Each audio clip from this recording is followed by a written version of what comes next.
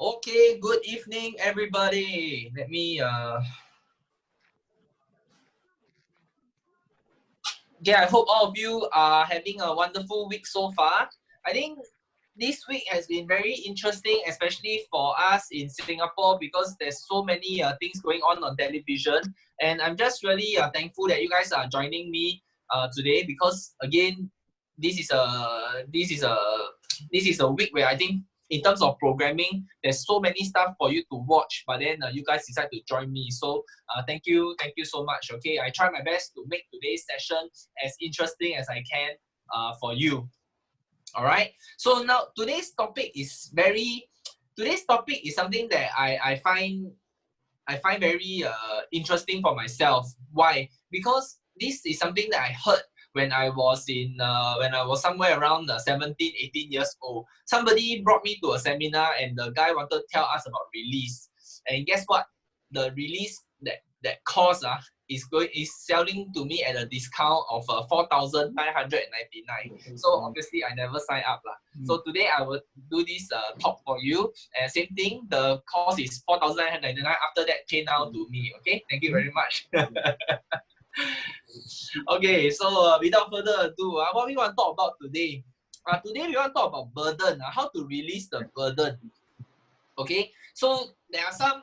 I mean, of course, there is no psychology knowledge about burden, but there are some theories that I want to explore today with you and see whether it's something that can help you to decide whether this is something that will help you to focus more on the important things in life, and then put aside all those things that perhaps maybe we don't want to think about so much today. So the first thing we want to talk about is why. Why do we hold on to these burdens?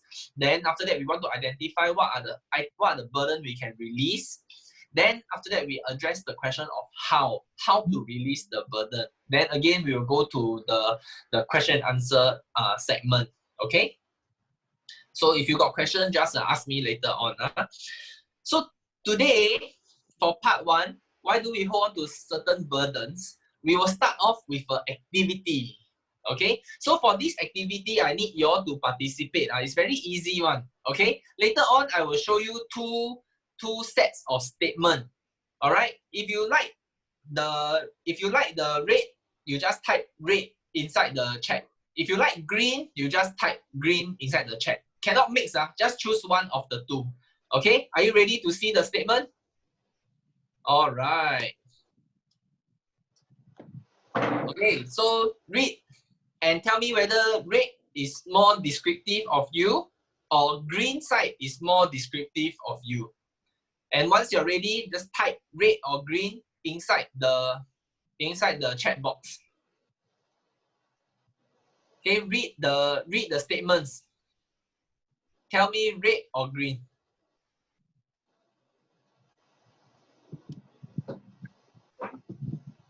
Okay, I see a lot of green around here.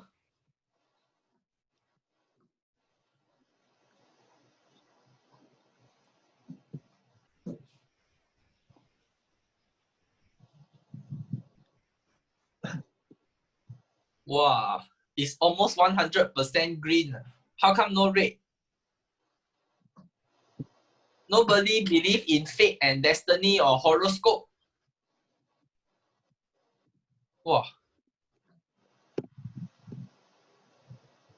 Okay. Broccoli, because it's green, is it? Come, we just have 1 more minute for you to read the statement and then just pick which side describe. Which side do you agree with most, red or green?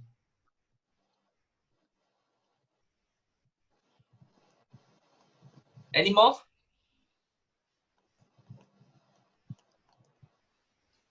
Anybody is red? No, none at all. None of the 38 of us here, none of us is red. Interesting. Okay. Thank you. So let's conclude here for now. I think generally speaking, out of the 38 of us here in this talk today, we are all green. Can I say that? Pretty much, right? So what does red and green mean? Let me share with you today. So what essentially red and green is trying to talk about is this concept of locus of control. All right, so we just imagine the locus. Locus is like a circle.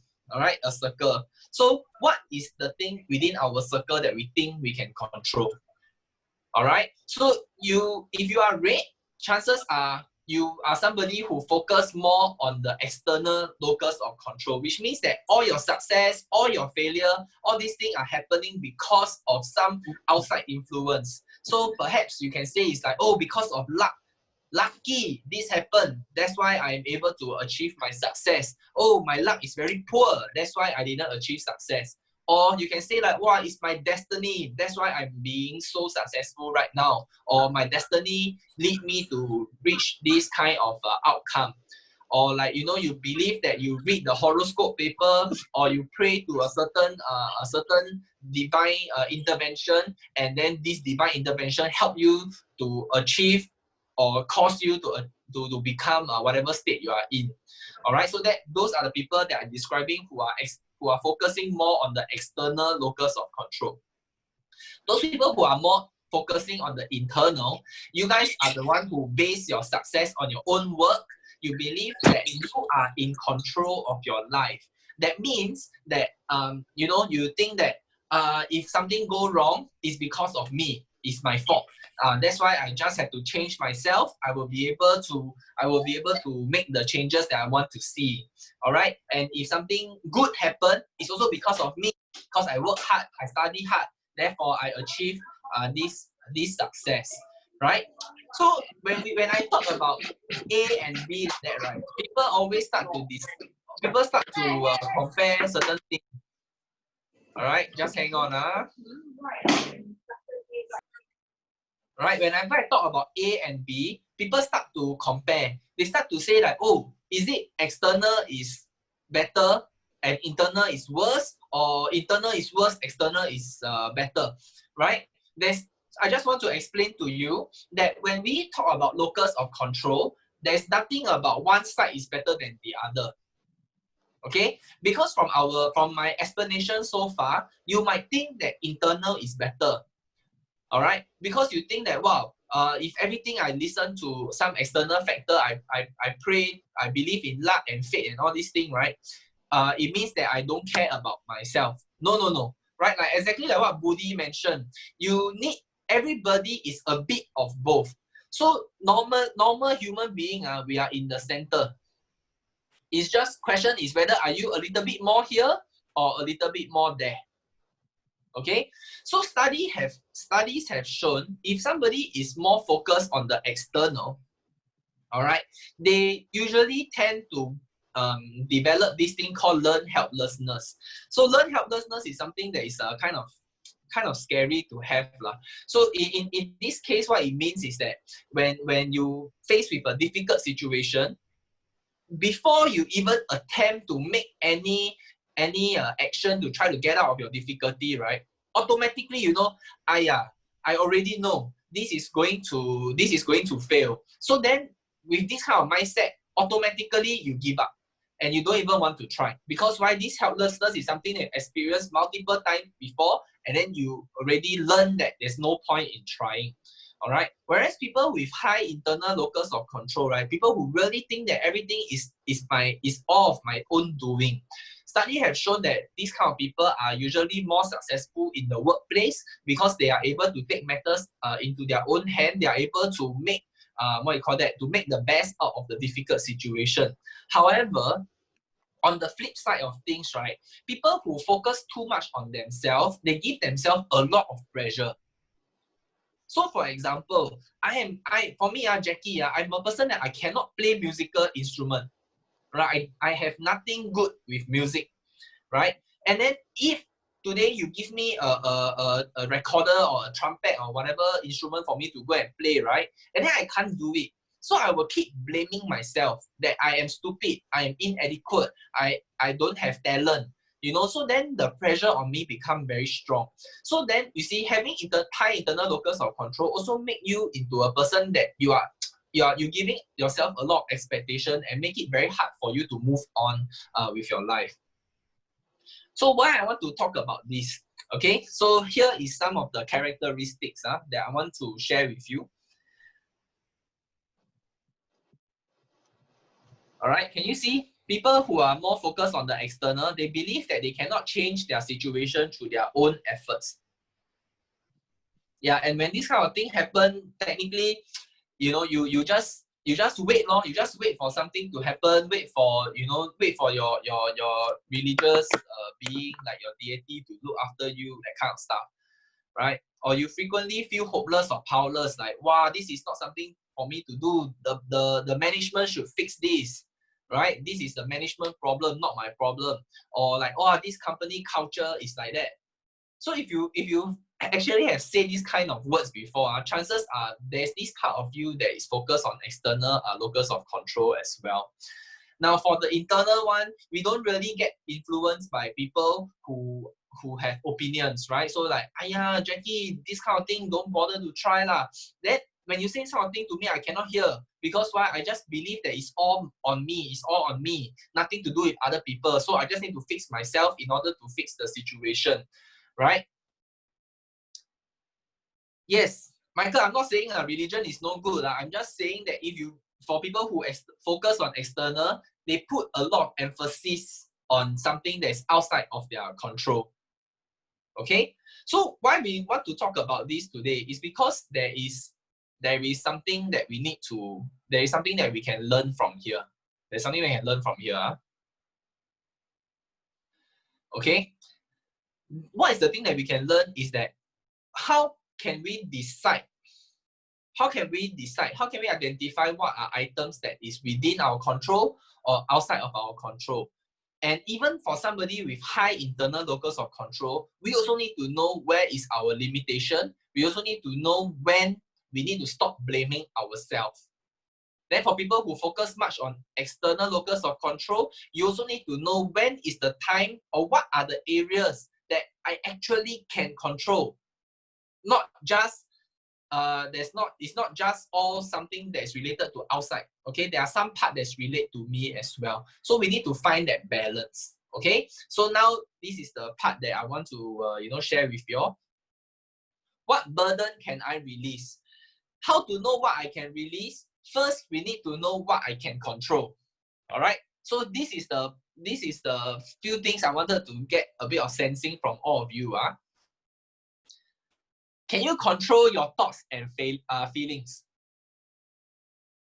If can, just nod your head in the screen. Not your thoughts and your feelings. Okay. What if your thoughts and your feelings are those that just come out at the moment? So for example, somebody slapped me, pam, and in that 1 second, I get very angry and very agitated and very, what's that word? Very aggressive suddenly. Can I control that thought and that feeling?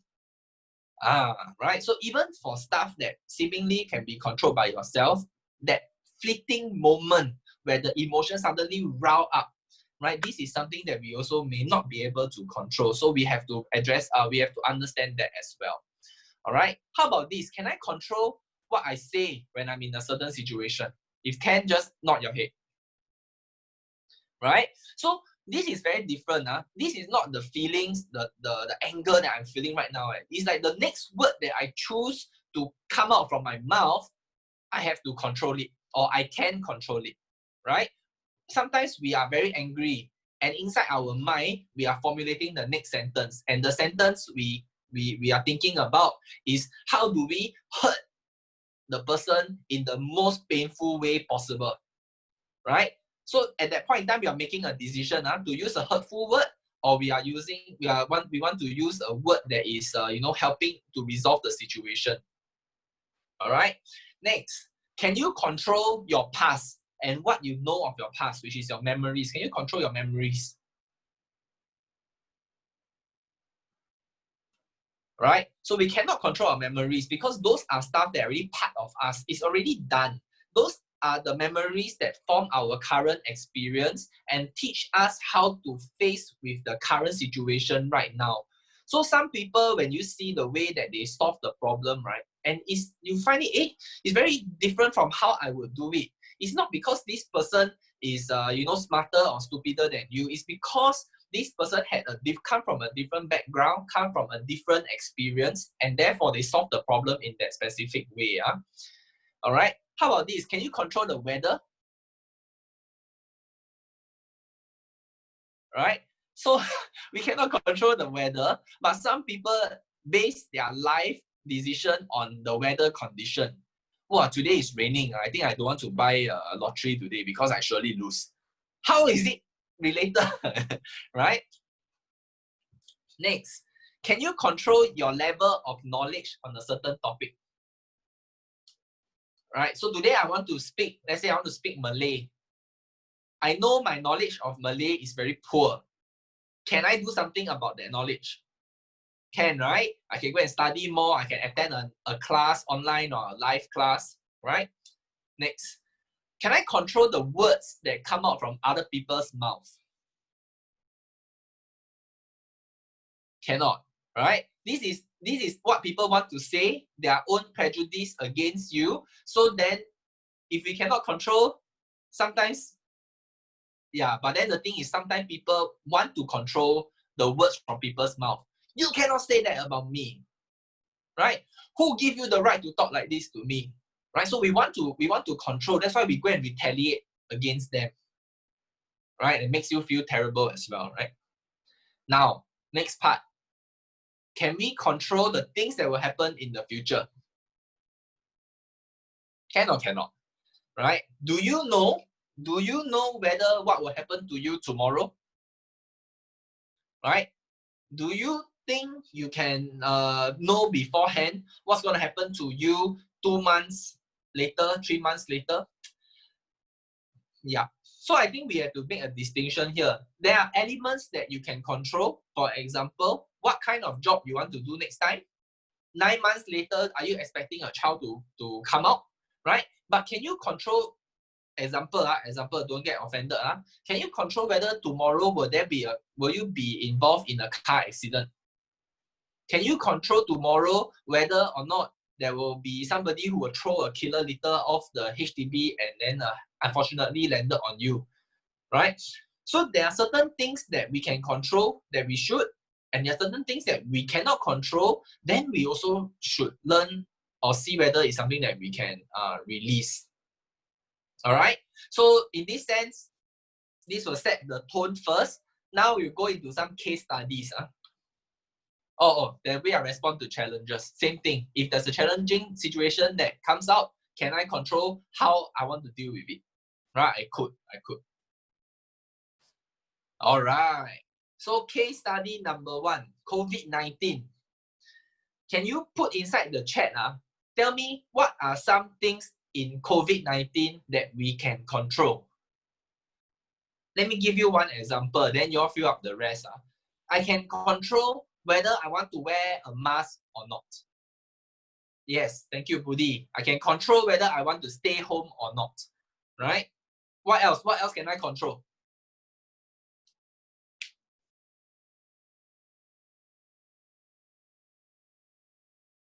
Right? So if COVID-19 cause you to lose your job,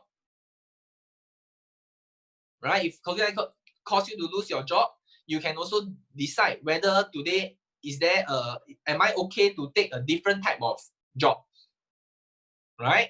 So can I go and be a swabber? Can I go and be a safe distancing ambassador? Stuff like that, right? I can control the time I go out and exercise, correct? Thank you. So that I don't need to go and crowd together with other people. I can control whether today I want to attend an upskilling course using my skill future or not, right? I can see whether I want to go to a crowded place or not. Exactly, right? So you see, these are the items that we can control. So although COVID-19 seems to be very scary, but we need to identify what are the areas that we can control to see how we can deal with the challenging situation. Okay, next one.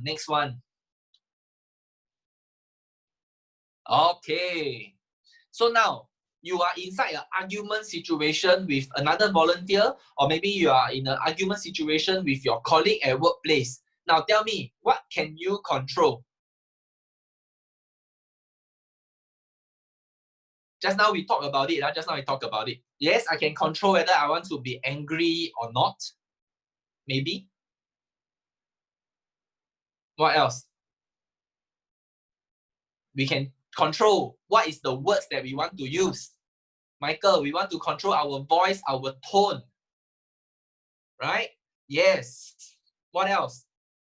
Yes, we can control whether we want to engage in the argument or we want to remain silent. We can also control whether what's the facial expression that we have. See? Now you're starting to get it, right? You're starting to identify all the items that we can control. Yes, you can control whether you want to win the argument or not.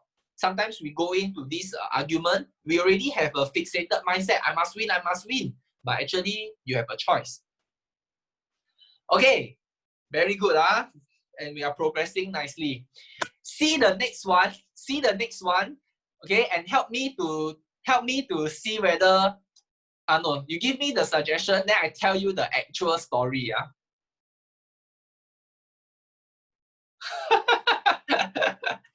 For those of you who know me, try to look into the screen and see who is the person sitting inside the car. Okay, now tell me, what can I control here?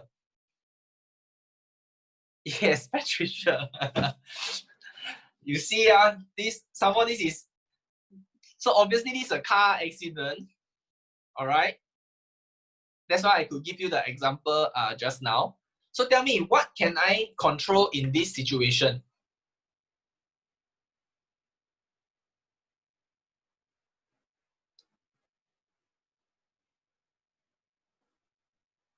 Okay, I can control my emotion, whether I want to stay calm or I want to be panicking. Okay, what else? What else can I control? Right, I can control to see whether I want to call the car insurance or the police. Right? What else? What else?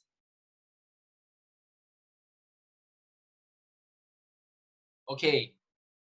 So thank you so much. Let me share with you the story of what happened in this situation, and I tell you exactly how I solved the problem at that point in time.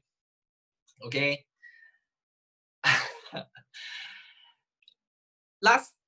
This happened in 2000. Let me see. Oh, this happened last year. Last year in late June, just slightly before I joined Sports Singapore. Okay. During this time, Samantha was going to Jurong Lake to do the recce and to do the recce for the sports festival for Get Active Singapore. All right. And then it was rush hour. She was supposed to reach Jurong Lake at what time? She was supposed to reach Jurong Lake at 5 p.m. But she left Sports Hub at 4:30 p.m. So I was waiting in the car 4:30 and then 4:30 and then I want to drive her from Sports Hub to Jurong Lake Gardens. During this time, it was a rush hour traffic. The guy in front of me was going and slowing down, going and slowing down, going and slowing down. I'm looking at the clock. I have lesser and lesser and lesser and lesser time to reach there. So my feeling at that time was I want to get to Jurong Lake Garden as soon as I can. Right? So that was how I was thinking. That was my thoughts. So in my behavior, what I was doing, I was sticking very closely to the car. Sticking very closely. Driving like a gangster like that. So then, after that, when the car stopped and I couldn't brake, I slammed into the back of his car. If I show you the photo, you guys will be shocked because his car boot totally gone. All right. So then when I stepped out of the car, my legs were trembling. My legs were trembling. All right. And I look and before I got out of the car, I looked this side and I look at Samantha's face. I know that she's very angry. So now you look at the photo. Okay, she is very angry and she is very embarrassed because she has to go and apologize to the people there to tell them that we are not able to. She's not able to reach there in time. When I step out I saw that the taxi driver in front, so I was the third car. There was 2 cars in front of me. The first one is a taxi, second is a passenger car. So then the taxi uncle also couldn't talk. He was trembling as well, and his legs are also shaking. I was very angry at that time. I wanted to shout. I really wanted to shout at him. But at that point in time, I also very concerned because it is the rush hour, and then the what you call that, the jam was slowly building up.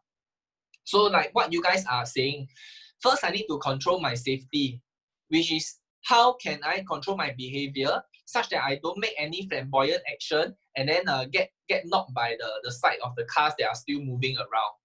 Next thing is I need to control my words, whether what I say really affect what's going to happen later during the investigation phase. Third thing is I need to control my feelings and remain calm so that I know that I need to do the steps required when we met with a car accident.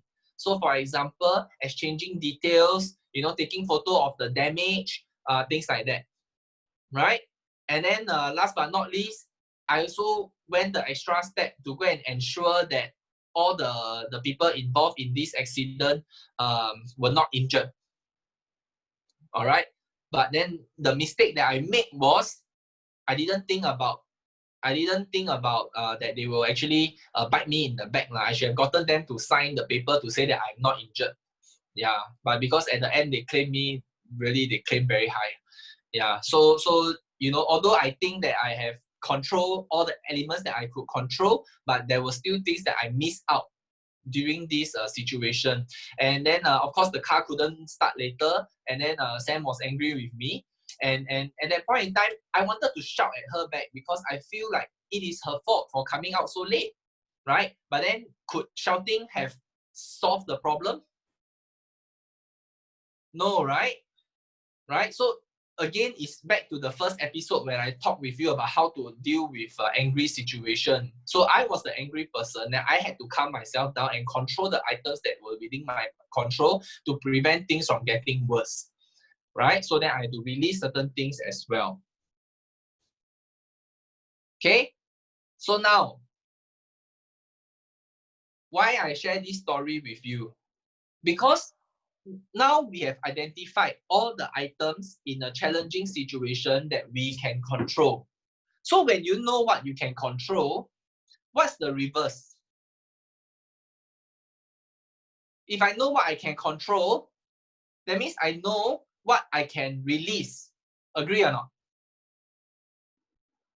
Yes, thank you, Edwin. So because it's the other way around, so then what I can release.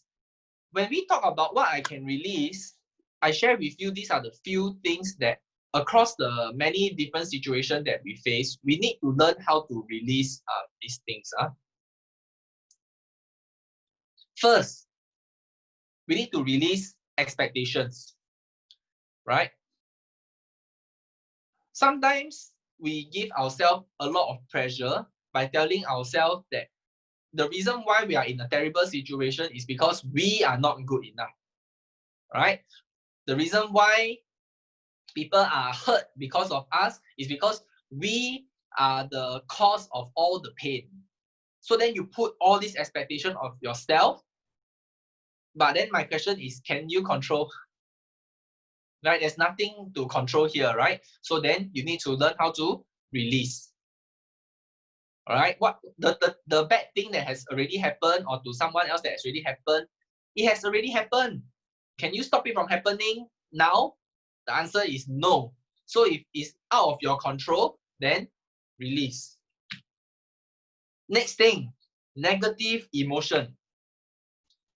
When something bad happens, it is normal for us to feel terrible, right? You can feel sad, you can feel angry, you can feel guilty, right? But this negative emotion is already happened, right? Again, the bad thing has already happened. This negative emotion already stepped in, and they are going to affect how you are going to deal with the crisis. Therefore, we also be able to release. Right? Next one, blame and guilt. This is one of the most difficult things that I've encounter trying to release this. Why? Because it's so heavy, right? It's so heavy. We carry this on our shoulder, we carry this on our label, and basically everything that we do, everything that we do in our life come from the blame and guilt that we carry in our past. Yeah, right? So again, the bad thing has already happened, right? Why do you still need to blame yourself? Why do you still want to feel guilty? Can that help to solve the problem? Or is it going to affect the way you solve the problem? Right? So then, in this case, we must release. And then lastly is regrets. All right? Regrets are things that cause us to be stuck in the past. All right. Oh, here I just give you a bit of bonus. If regrets are things that cause us to be stuck in the past, what are things that cause us to be stuck in the future? Right? All the past decisions that we make wrongly, we stuck in the past, these are called regret. So what are the stuff that will cause us to be stuck in the future? Okay, Chong Ming say expectation. Anyone want to try? What is the thing that causes us to be stuck in the future?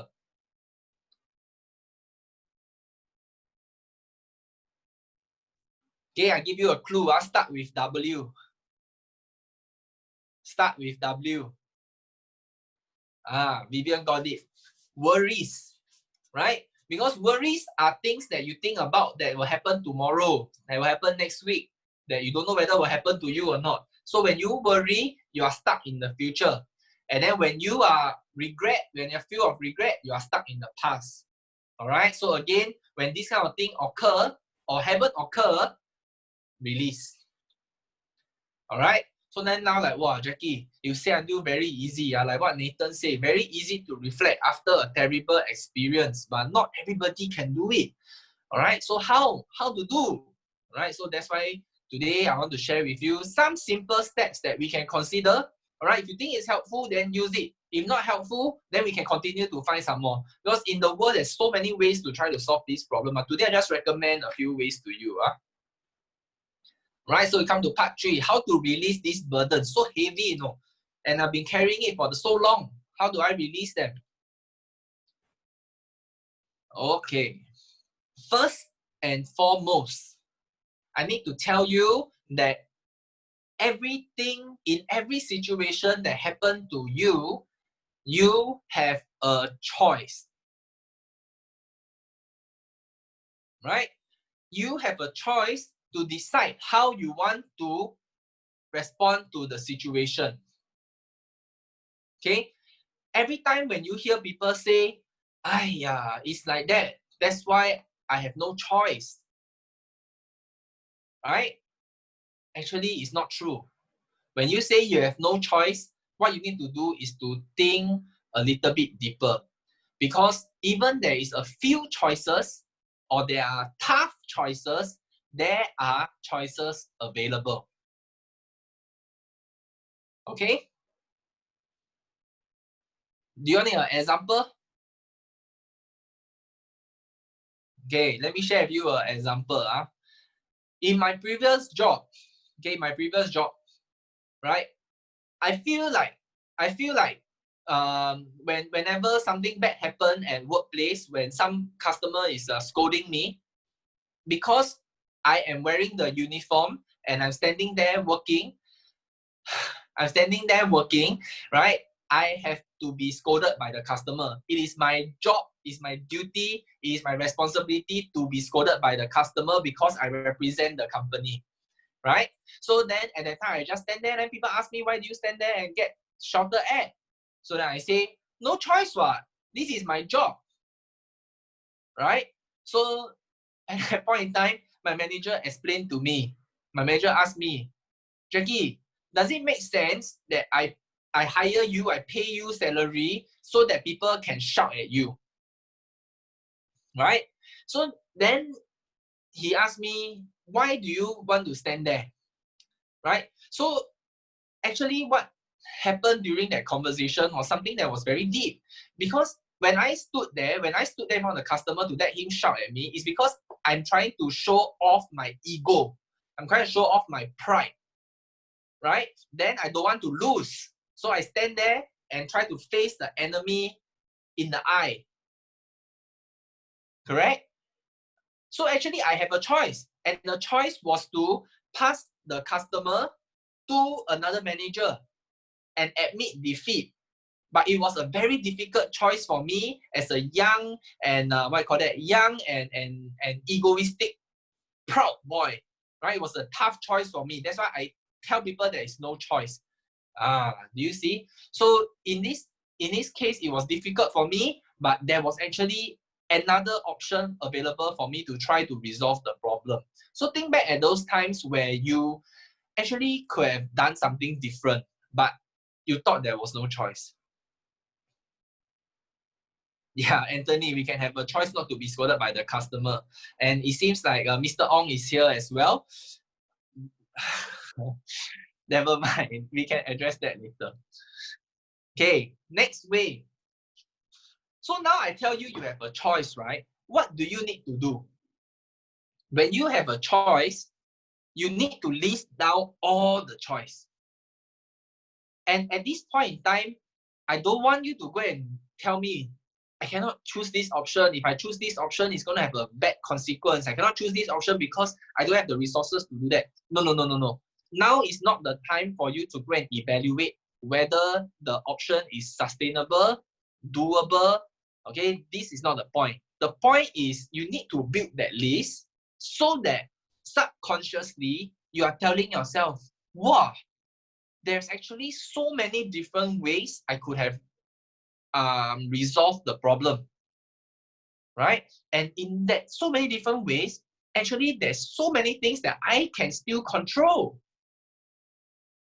right? So that is the most important part of this part of the exercise. Not for you to go and figure out what's right, what's wrong, and all this.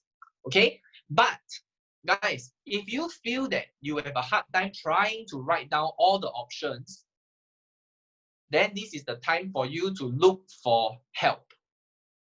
Find a friend that you can trust. Find a close friend or family member, somebody that you really can trust, and then talk to them and ask them to provide you with the options. All right, that's the reason why we have friends at work. That's the reason why we have close family members for us to talk to. Every time when we confide in them our problems, we are actually getting them to participate in this process where we are trying to build that list of options that we can potentially work on. Again, some of the ideas that our friends give us may sound like nonsense, but actually at this point in time, just take it first and then go back home and think about it whether can do or cannot do. But just build that list. All right. Now, next part. Remember just now I talked to you, if you are somebody who focus a lot on the internal locus of control, right? You're going to have a lot of self-talk during crisis situation to try and figure out what is it that you can control. And many a times you will say a lot of nasty things to yourself. So when you use poor language, when you are using poor language and you're talking in absolutes, so what is the meaning of talking in absolute? Anybody can give me an example? So absolute means that there is no alternative. So whenever you say something that sounds like there is no alternative, example, things are always like that. For the past 10 years, nothing has changed. So this is an absolute. That means that nothing you do can change the outcome. Or you will say something like, I am doing this because I don't have a choice. Right? Again, that is an absolute statement that as if really there's no choice, right? Or another absolute statement is what else is an absolute statement? Yeah, I think in terms of emotion wise, these are the two kind. Other absolute statement that we can think of in our life is like, this is a black mouse. It's absolute one. There's nothing else you can argue about it.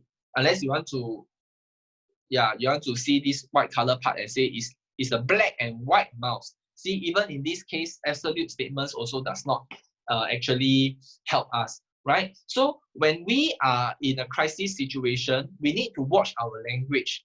And why? Because when we engage in positive self-talk, when we tell ourselves, actually, I have a choice. Actually, there's many things that's within my control. Actually, I'm not that bad. Actually, I have friends who have able to support me. So all these things will start to build up into the positive tank, and it will improve your attitude. And when your attitude become more positive and more optimistic, you will be able to see more solutions, and in turn, right, the stress level will decrease. Angeline, thank you for helping me. This has always been done like that. Don't go and change. So that's an absolute statement in itself as well. So what if things are done like that? We cannot think of new solution, man. Right? Last time you want to call taxi is to flag this way at the road, but now you call taxi is you press the handphone. Correct? So you see, nothing is absolute. Everything can change, or everything has an alternative option to it. All right. So let me see. Okay. With that, I hope that I've given you something to think about. All right. And we move on to the question and answers part. All right. Is there any specific instance or case where you feel like, there is something, wow, Jackie, I'm trying to release this, but then it's so difficult, or like I don't seem to see that there's a way out. Probably we can use the hive mentality here to try and come up with some solutions for you to see something that we can address. Yeah. Most of the time when we are caught up in a situation like this, right, is when we always try to let me think of an instance where this has happened before. Okay, let's use a marriage as an example.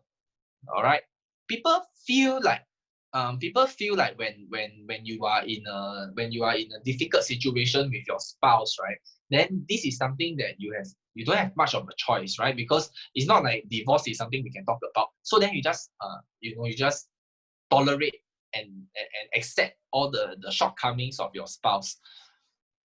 And my question here is it really no choice and you have to be always the losing end?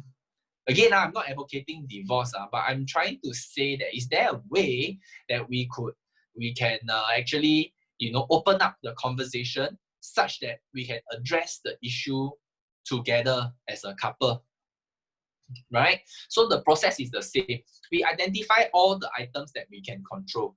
So if I want to talk to my spouse on a difficult topic, right, I control my tone. I control my choice of word. I can control the environment, right? Like, do I want to talk about this in a coffee shop?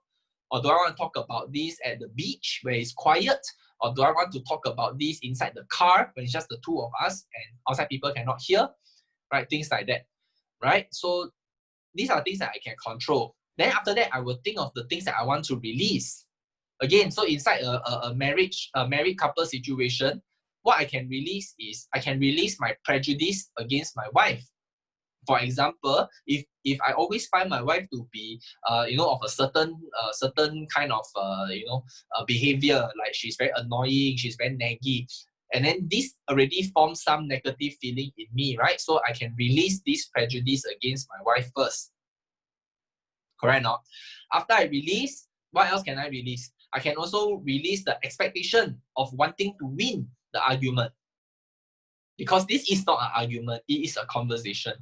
See, after I identify what I can control, what I can release, then I will review all my options.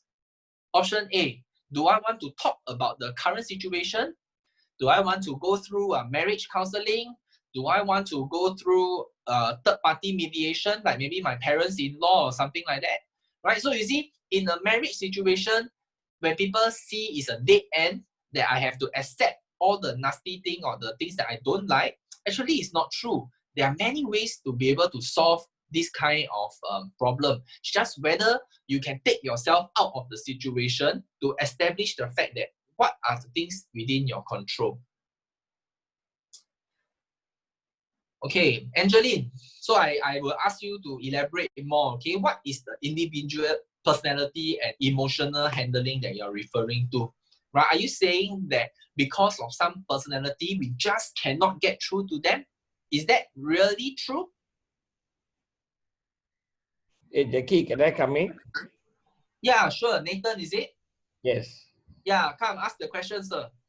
I just want to share with you one way how I solved my problem in my previous role when I was a principal. I had this angry parent who was already daily rated. He came to see me because the teacher asked him to come, and then he was talking, and then I told him, can you end your conversation because I got a lot of things to do. And then he shouted at me, he said, whether you talk or you don't talk, you are paid. When I come and see you, I'm not paid. Then I realized I started on the wrong foot. So I brought him out to the canteen, bought for him a coffee. And then we talked for about 1 hour. After he apologized to me for wasting 1 hour of my time.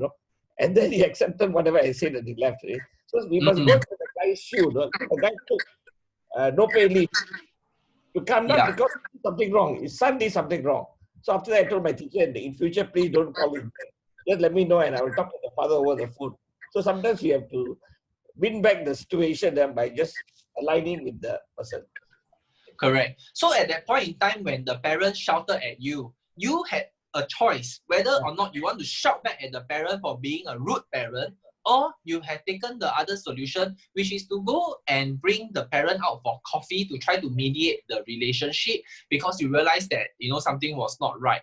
Right? You also was able to release the expectation that I am the school staff member, that's why I have to win the argument. Right? You release the expectation, therefore you are able to change the outcome of something that could potentially be really, really bad and change it to something that was more favorable for everyone. Right? So this is a great example. Thank you. All right. So Lai Gwen asked the question, what can I release? Is it the same as identifying things that I can't control and accepting them? Yes, there is a bit of acceptance here, and there's also a release of responsibility. Because if this is something that is out of my control, for example, if I talk about the rain that happened just now, all right, I wanted to go out for a run, and then it was raining. So then I had two options. Number one, I could have got really upset with myself. Why didn't I run earlier? Or I could be angry. Why did I organize a talk at 7:45 so I can't do a night run later on? Right? Or I could just accept the fact that, rain is rain. If I can't run, what else can I do? What is my objective? Is it to, burn the calorie, clock step, or whatever the case may be? And I try to figure out an alternate solution to help me to achieve the intended outcome. So in a way, is to take responsibility that, number one, this is something that's already happened due to an external circumstance. I cannot control. I release that and I figure out the choices that are available to me that could make my life the way I want it to look like. Okay, what else? So we're talking about 5 love languages now. So yes, 5 love languages can help you to resolve some couple issues. If you want to listen about that, we can definitely do a talk about that as well. What else? Individual personality is the character of a person. It is rooted since young. Expectation to change is difficult.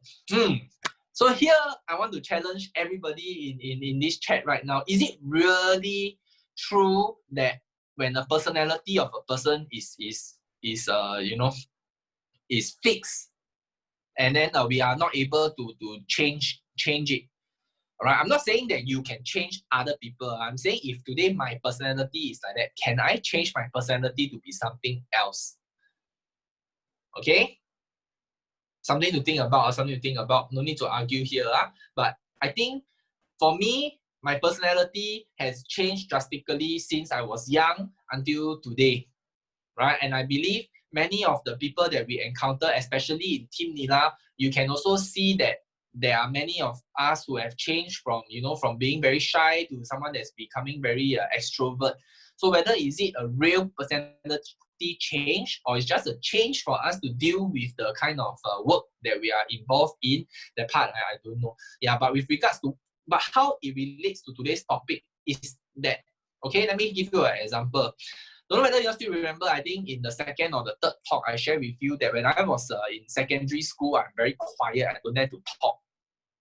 Right? I feel like I'm nobody and I just keep my mouth shut when I'm sitting in the classroom. Right? So at that point in time, why I decided to talk was because that was something I identified that I could have changed. Remember the story where I told you that I was in Pulau Ubin? There was this officer that was scolding us when we were doing our camp, you know, for the NPCC, National Police Cadet Corps. Then they were scolding and say, if nobody stand up and talk, you all don't need to sleep. So I was very tired. I want to sleep. So in order for me to sleep, what should I do? Talk lah. So that's why at that point in time, I identified that standing up and opening my mouth to say one sentence could help me to change the situation rather than just continue to sit there and accept the fact that, you know, I'm a quiet, timid person, right? Although after that situation, I'm still a quiet, timid person, but at the very least, I help everybody to be able to go back to the tent to sleep. So that was a incident where I identified a situation, identified an element where I can control, stood up, talk, and then managed to change the outcome.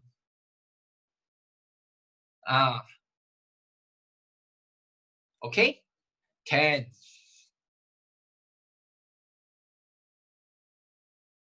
Does it involve releasing our emotional or mental state first before we take any next action? Wow, very deep question. Okay, I think first we need to accept what we can and cannot do as a person, right? Before we are able to talk about any actions, first I need to take stock of the resources that I have, know that as a person, I have my own limits. So in terms of my emotion and my mental state, there is a form of acceptance that go on there. Before I can be really honest with myself, what are the elements available for me to control? Yeah. So there needs to be a bit of humility here. You need to be humble enough to accept the real you, the authentic self, the genuine self, and in order for you to move on more effectively.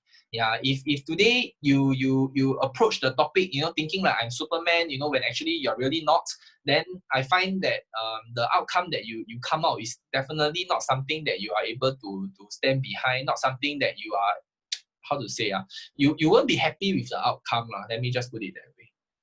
Yeah. Yeah, you can say know your limitations, but I would say just be true to who you really are as a person. Yeah. Okay. Any other questions? If not, then let's move on to the next part known as announcements.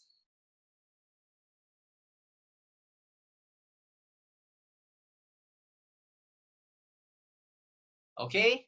So what's coming up in the next few days? All right. So tomorrow, if tomorrow you guys are available, in the evening, join us for our workout session led by Mariana. So this week, Mariana invited 2 guests.